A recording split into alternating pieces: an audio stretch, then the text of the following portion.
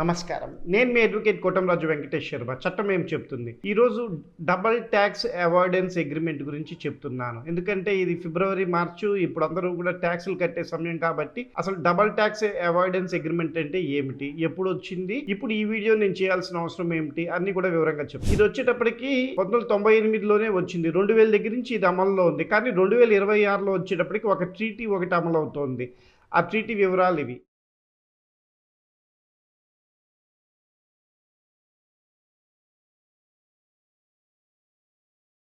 ఇప్పుడున్న ఈ ట్రీటీ ప్రకారం మీరు యూఎస్లో ఏం సంపాదిస్తున్నారో ఇండియాకి తెలుసు, ఇండియాలో ఏం సంపాదిస్తున్నారో యూఎస్కి తెలుసు. మీరు చదువుకోవడానికి యూఎస్ వెళ్ళినా, వేరే దేశాలకు వెళ్ళినా, ఎక్కడికి వెళ్ళినా సరే మొత్తం భారతదేశానికి అన్ని వివరాలు తెలుస్తాయి. ఎందుకంటే మొత్తం 90 దేశాలతోటి ఇది అగ్రిమెంట్ చేసుకుంది ఇండియా. ఆ 90 దేశాల్లో మ్యాక్సిమం మన 90% మంది భారతీయులు ఉంటారన్న విషయం మీకు అందరికీ తెలిసిందే. కాబట్టి ఇప్పుడు ఈ డబుల్ ట్యాక్స్ అవాయిడెన్స్ అగ్రిమెంటు మీరు కనుక ఉపయోగించుకున్నట్లయితే మీరు ఏ విధంగా సేవ్ అవుతారు, మీరు డబుల్ ట్యాక్స్ లాస్ అవ్వకుండా ఉంటారు, అవన్నీ వివరాలు మీకు ఒక్కొక్క ఎగ్జాంపుల్తో సహా ఇప్పుడు వివరంగా మీకు చెప్తాను. ముఖ్యంగా స్టూడెంట్స్కి వచ్చేటప్పటికి ఇందులో ఒక మంచిది ఉపయోగపడేది ఉంటుంది. అది కూడా మీరు తెలిసే ఉంటుంది. తెలియని వాళ్ళకి తెలియచెప్పడానికి చూడండి. మీరు ఒకటి గమనించండి, మీరు యూఎస్లో డబ్బు సంపాదిస్తున్నారు. ఆ సంపాదించిన డబ్బును ఇండియాలో చూపిస్తే మళ్ళీ ఇండియాలో కూడా ట్యాక్స్ కట్టాల్సిన పరిస్థితి వస్తుంది. మీరు యూఎస్లో ఆల్రెడీ ట్యాక్స్ కట్టేశారు. ఇట్లాంటివి నివారించడానికి చేయటానికే మీకు డబల్ లాస్ కలగకుండా ఉండటానికే ఈ డిటిఏఏ అగ్రిమెంట్ వచ్చింది. అంటే మీరు యూఎస్లో సంపాదించిన డబ్బుకి యూఎస్లో ట్యాక్స్ కడితే సరిపోతుంది, మరి ఇండియాలో ఇంక మీరు ట్యాక్స్ కట్టక్కర్లేదు. మిమ్మల్ని డబల్ లాస్ నుంచి నివారించడం కోసమే ఈ డిటిఏఏ. మీకు డిటిఏఏ ప్రధానంగా ఎలా డబ్బు సేవ్ చేస్తుంది? 2 మార్గాల్లో ఇది సేవ్ చేస్తుంది. ఆ 2 మెథడ్స్ ఏంటో ఇప్పుడు చెప్తున్నాను. ముందుగా మీకు ట్యాక్స్ క్రెడిట్ మెథడ్ అత్యంత ప్రజాదరణ పొందింది ఇది. మీరు విదేశాల్లో ట్యాక్స్ కట్టినట్లు ప్రూఫ్ చూపిస్తే ఇండియాలో కట్టాల్సిన ట్యాక్స్ నుండి ఆ మొత్తాన్ని తగ్గించుకోవచ్చు. ఉదాహరణకి యూఎస్ ట్యాక్స్ మరియు ఇండియా ట్యాక్స్ అడ్జస్ట్ అవుతాయి. దీనివల్ల డబుల్ పేమెంట్ ఆగిపోతుంది. దీన్ని ట్యాక్స్ క్రెడిట్ మెథడ్ అంటారు. రెండోది ట్యాక్స్ ఎగ్జంప్షన్ మెథడ్. కొన్ని రకాల ఆదాయాలపై వడ్డీ, పెన్షన్ లేదా కొన్ని విదేశీ ఆదాయాలపై ఇండియా ట్యాక్స్ నుండి పూర్తిగా మినహాయింపు ఇస్తుంది. అంటే మీకు వైవర్ ఇస్తుంది అనమాట. దీన్ని ట్యాక్స్ ఎగ్జంప్షన్ అంటారు. నేను మీకు ఇందాక చెప్పా కదా, స్టూడెంట్స్కి ఒక మంచి విషయం చెప్తానని చెప్పి 2025 గాను యూఎస్లో చదువుకునే స్టూడెంట్స్కి $15,750 మినహాయింపు ఉంది. అదే ఇతర దేశాల స్టూడెంట్స్కి అయితే కనుక ఆ మినహాయింపు లేదు. ఇది మీరు చక్కగా వాడుకోవచ్చు ఈ స్టూడెంట్స్. దీనివల్ల చాలామంది ఇండియన్ స్టూడెంట్ ట్యాక్స్కి అక్షరాల పన్ను 0 అవుతుంది. ముఖ్యమైనది సేవింగ్ క్లాజ్. మీరు యూఎస్ సిటిజన్లు అయినా, గ్రీన్ కార్డు హోల్డర్స్ అయినా సరే మీరు ఖచ్చితంగా యూఎస్కి కట్టాల్సిన ట్యాక్స్లన్నీ మీరు కట్టాల్సిందే. మీకు అక్కడ ఎగ్జంప్షన్ ఏమీ ఉండదు. ట్రీటీ ఉన్నా సరే మీకు ఎగ్జంప్షన్ ఉండదు. కాకపోతే భారతదేశంలో మీరు కట్టిన ట్యాక్స్ని యూఎస్లో మీరు ఎగ్జంప్షన్ పొందవచ్చు. ఎగ్జంప్షన్ అంటే యూఎస్లో క్రెడిట్ తీసుకోవచ్చు అని అర్థం. ఇప్పుడు క్యాపిటల్ గెయిన్స్ గురించి మాట్లాడుకుందాం. ఈ క్యాపిటల్ గెయిన్స్ అనేది పూర్తి ఎగ్జంప్షన్ ఉండదు ఇండియాలో. మీరు ఏది అమ్మినా, ఏది చేసినా క్యాపిటల్ గెయిన్స్ అనేది పూర్తి ట్యాక్స్ మీరు ఇండియాలో కట్టాల్సిందే. కానీ ఇండియాలో మీరు ఏదైతే క్యాపిటల్ గెయిన్స్ ట్యాక్స్ కడతారో దాన్ని మీరు యూఎస్లో ట్యాక్స్ క్లెయిమ్ చేసుకోవచ్చు. అంటే ట్యాక్స్ క్రెడిట్ క్లెయిమ్ చేసుకోవచ్చు. అది ఏ విధంగా, దానికి ఏం ఫార్మ్స్ కావాలో ఇప్పుడు చెప్తాను. మీరు ఈ ట్రీటీలో లాభాలు పొందాలంటే కనుక, అంటే డబుల్ ట్యాక్స్ అవాయిడెన్స్ అగ్రిమెంట్లో అది ఆటోమేటిక్ కాదు, మీరు అప్లై చేసుకోవాలి. ఎట్లా అప్లై చేయాలి, దానికి ఏం కావాలి?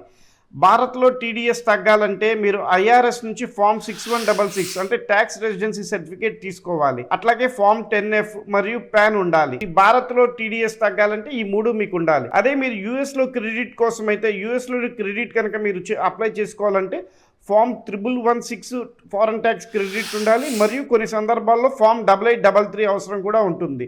ఈ 2 గమనించుకోగలరు. మీకు ఇప్పుడు ఒక చిన్న రియల్ ఎగ్జాంపుల్ ఒకటి చెప్తాను. మీరు భారతదేశంలో 8 లక్షలు ట్యాక్స్ కట్టారు. 10 లక్షల రూపాయల ట్యాక్స్ మీరు యూఎస్లో కట్టాల్సి వచ్చింది. ఇప్పుడు మీరు భారతదేశంలో కట్టిన 8 లక్షలని మీరు ఇక్కడ మినహాయింపు పొందితే చేస్తే కనుక మీరు 2 లక్షలు ట్యాక్స్ కడితే సరిపోతుంది.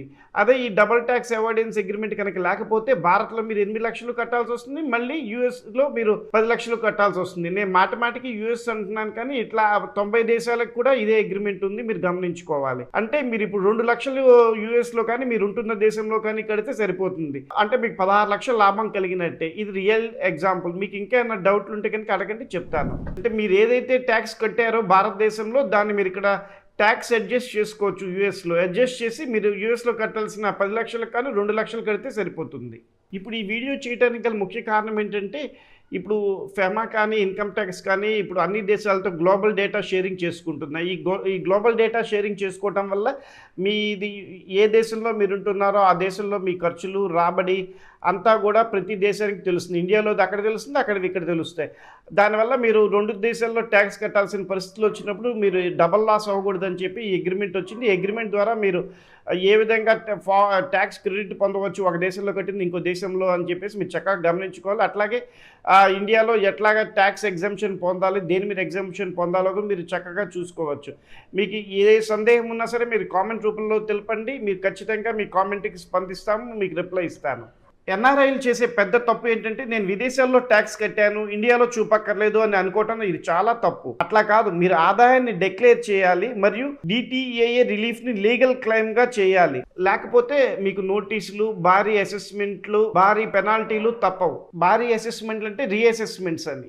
మీకు సింపుల్గా చెప్పాలంటే కనుక మీరు ఇండియాలో ట్యాక్స్ కనుక కడితే యూఎస్లో మీరు ట్యాక్స్ క్రెడిట్ దొరుకుతుంది. క్యాపిటల్ గెయిన్స్ మీద ఎటువంటి ట్రీటీ రాయితీ లేదు, గమనించుకోవాలి.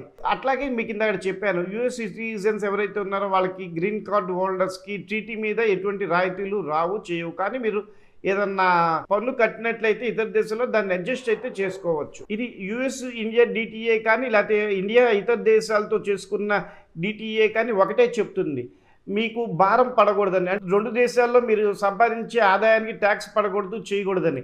అంతేకాని 2 దేశాల్లో ట్యాక్స్ ఎగ్జంప్షన్ పొందాలని కానీ మీరు ట్యాక్స్ కట్టకుండా తప్పించుకోవాలని కాదు.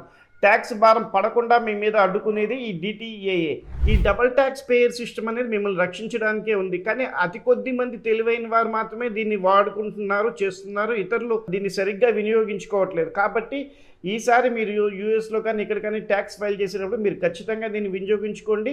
నేను ఆల్రెడీ ఇండియాలో ఎన్ఆర్ఐస్ ఎవరైతే ఉన్నారో వాళ్ళకి ఇల్లు ఉన్నాయో ఇండియాలో వాళ్ళు టీడీఎస్ రెంట్ మీద కట్ చేయకపోతే కలిగే ప్రమాదాలు ఏమిటో చెప్పాను. అట్లానే గ్రీన్ కార్డ్స్ ఇష్యూ చేసేటప్పుడు, H1B వీసా ఇష్యూ చేసేటప్పుడు ఇప్పుడు అమెరికా మీ ఫైనాన్షియల్ అంటే ఇతర దేశాల ఫారెన్ లాస్ ప్రకారం మీరు ట్యాక్స్లు కడుతున్నారా లేదా అనేది ఖచ్చితంగా గమనిస్తుంది. మీ గుడ్ మోరల్ క్యారెక్టర్ని కూడా గమనిస్తుందని చెప్పాను. కాబట్టి ట్యాక్స్కి సంబంధించిన ప్రతి విషయం మీరు నేర్చుకోండి. మీకు చెప్పే ఛానల్స్ చాలా తక్కువ ఉన్నాయి. ప్రతిదానికి మీరు ఆడిటర్ని సంప్రదించలేరు. కాబట్టి నా వీడియోలన్నీ మీరు చూసినట్లయితే ట్యాక్స్ గురించి మీకు సరైన అవగాహన దొరుకుతుంది. మీకు ఏమైనా డౌట్ ఉందా నేను చెప్తాను, చేస్తాను. దయచేసి లైక్, షేర్, సబ్స్క్రైబ్ చేయండి. భారతీయుడిని ప్రోత్సహించండి, తెలుగువాడిని దయచేసి ప్రోత్సహించండి. మీ కోటంరాజు వెంకటేష్ శర్మ. జై హింద్.